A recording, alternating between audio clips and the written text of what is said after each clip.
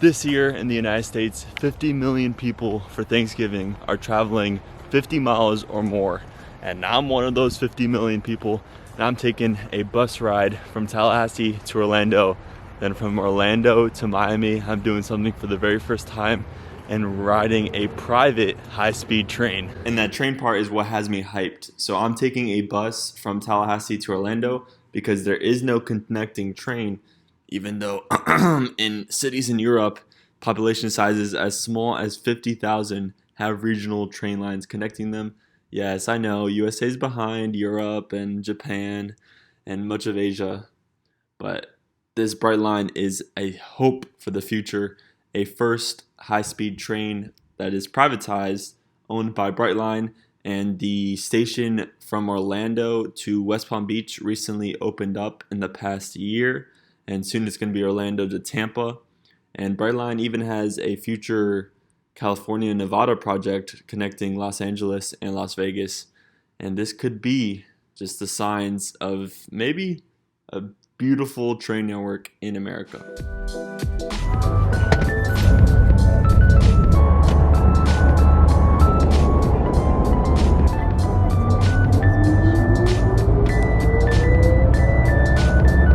That was 6 hours and 11 minutes on the bus.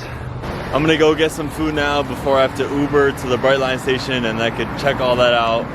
And then I could board the train and finally arrive in Miami 12 hours after I departed Tallahassee. And here's why. And yeah, the bus was delayed mightily. It's, I guess, to be expected with holiday travel. I probably should have left more of a time gap in between my final bus time destination and then the start of the Brightline train.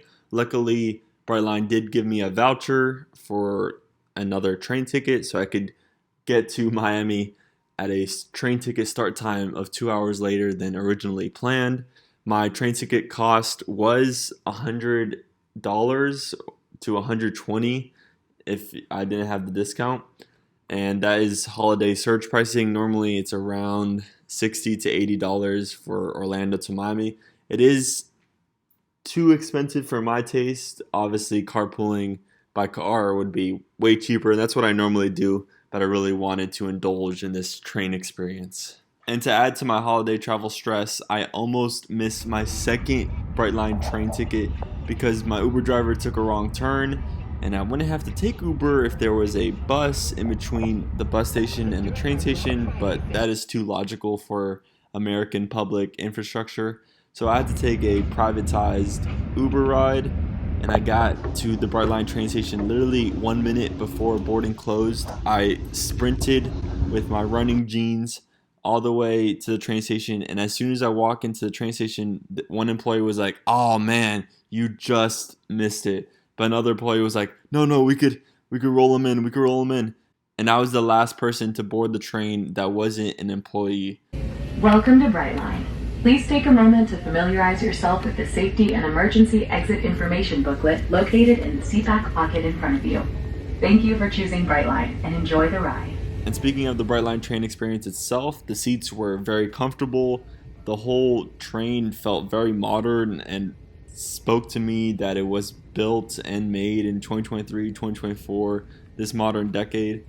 Free Wi-Fi on board. I didn't try any of the snacks or drinks, but they seemed reasonably priced.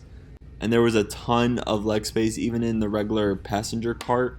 And there was 3 passenger carts and then 1 premium cart. The premium cart only had like 5% occupancy, while the other carts were around, I would say, like 70%. And this is like the peak travel season, so trains aren't completely packed, which means I got a free seat next to me. I definitely watched some YouTube videos and I enjoyed myself. Sadly, it was nighttime, so I couldn't really see the exterior views, but the views are really just kind of the highway most of the time. You can see how you're going faster than all the cars on a certain section of newly put down track.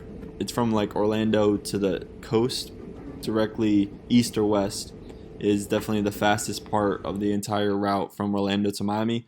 And then Brightline doesn't really get prioritization with those cargo train lines. The Brightline starts to go like 80 miles per hour all the way down to 0 miles per hour at parts with all these crossings.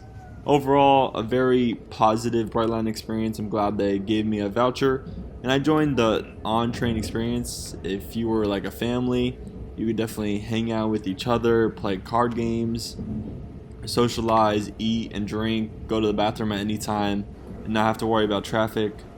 To me, Brightline is too expensive. I rather just carpool by car or go by car in general, because you save money that way, and it's time comparable, right on the money with the train itself. So I wish the train was a tad bit faster. It's no Shinkansen, but it is a start to the American train. Bright Orange is heading southbound to Abbotsford with the next minute. Please stand clear about closing doors. Please stand clear. Only took 11 hours to get to the Miami general area.